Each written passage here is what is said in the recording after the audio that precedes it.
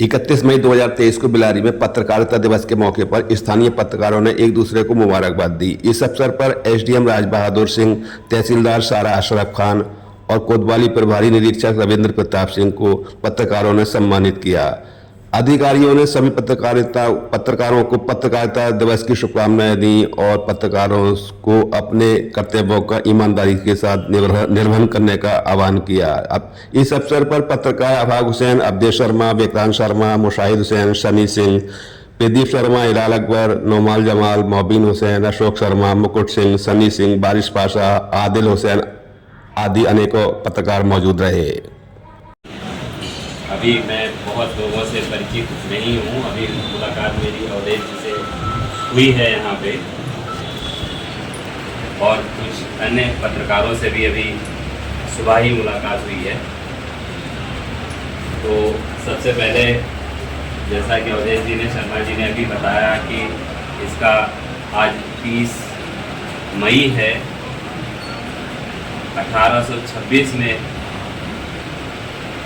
इस दिन, इसी ही दिन जो है पत्रकारिता दिवस, जो कि एक अभी न्यूज़पेपर बताया कि हिंदी में वो निकलता था, और हिंदी पत्रकारिता दिवस ही आज 30 मई को मनाया जाता है। इसमें आप लोग जो है राष्ट्र निर्माण के लिए चौथा स्तंभ कहे जाते हैं आप लोग, और आप लोग जो राष्ट्र निर्माण में छवि दिखाना चाहते हैं आम जनमानस को, वो उनके समक्ष जाती है। तो हर व्यक्ति की जिम्मेदारी हर जगह होती है कि राष्ट्र निर्माण में हमारी क्या जिम्मेदारी है और हमें किस तरीके से उसको आगे लेके जाना है, और किस तरीके से, क्योंकि कोई भी खबर होती है, न्यूज़ होती है, आप लोग जो प्रकाशित करते हो वो भले ही कैसी हो, उसके पीछे कुछ भी रहा हो, लेकिन जो आप लिखोगे वही आम जनमानस में जाती है। जो आपके पेपर को पढ़ता है, न्यूज़पेपर को पढ़ता है, वही ये सोचता है कि जो मैं पढ़ रहा हूँ यही ऑथेंटिक है और यही सही चीज़ है। तो बहुत सारी जिम्मेदारियां हैं आप लोगों पे कि राष्ट्र निर्माण में हमें किस तरीके से जनमानस को मोड़ना है, करना है, किस दिशा में लेके जाना है।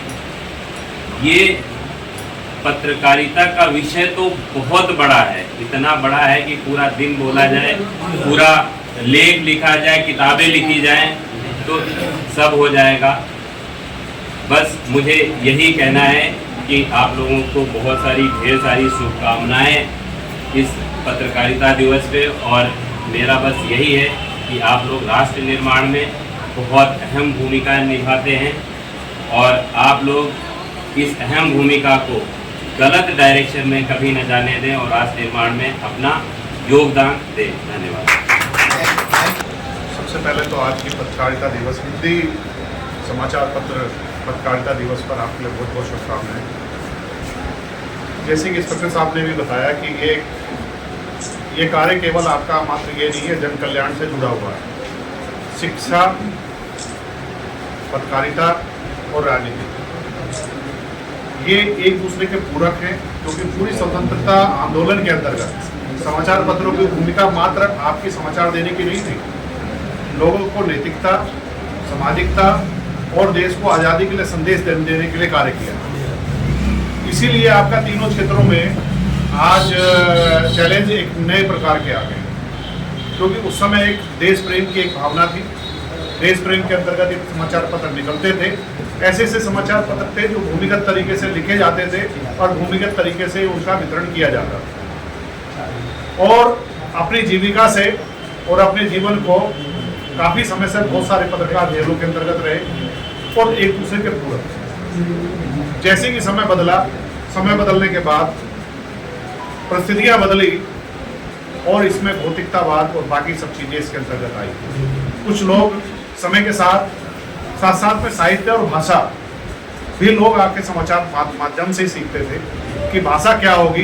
एक भाषा के अंतर्गत जो गिरावट आई है, ऐसे ऐसे शब्द गढ़े जा रहे हैं जो ना तो किसी भाषा के अंतर्गत है और ना ही उनका कोई अर्थ है।